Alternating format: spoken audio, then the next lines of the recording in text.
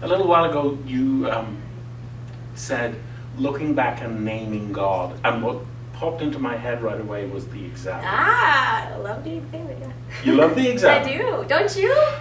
I can't say that. I have to be very honest and say You don't love it? I don't love it, and it's something I've struggled with over the years, and I think it's because I have this. I'm Irish. Yeah. Even if you didn't. Know I did kind of pick that up with your accent. And I think I blame.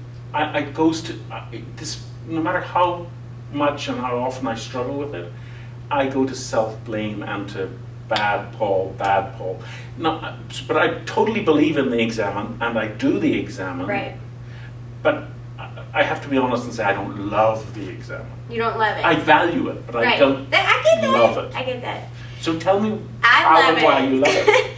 I love it. Well, I learned the Examen from Father Matt Lynn on a silent retreat about 9 months after Hurricane Katrina. So I'm from Baton Rouge, and I was on a silent retreat in New Orleans, and you know, it's supposed to be silent, right? And but a lot of it was an all-women's retreat, and you know, people just needed to talk and share, and I think he picked up on that, and so that was the first time I ever heard about the Examen. And I think what the Examen did for me then and continues to do now is name God in both the good things in life and our struggles, you know, and help me.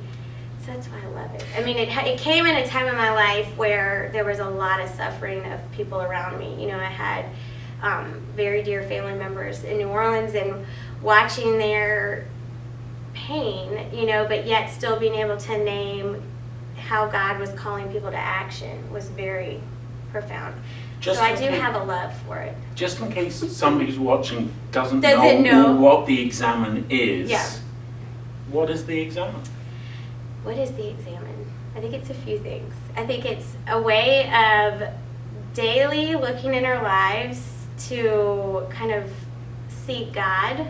So, and helping us, so I'd say awareness. It's a prayer of awareness. You begin with becoming aware that you're standing in the holy presence of God, or sitting. Yeah, and then it also helps us be aware of where God's working in our lives.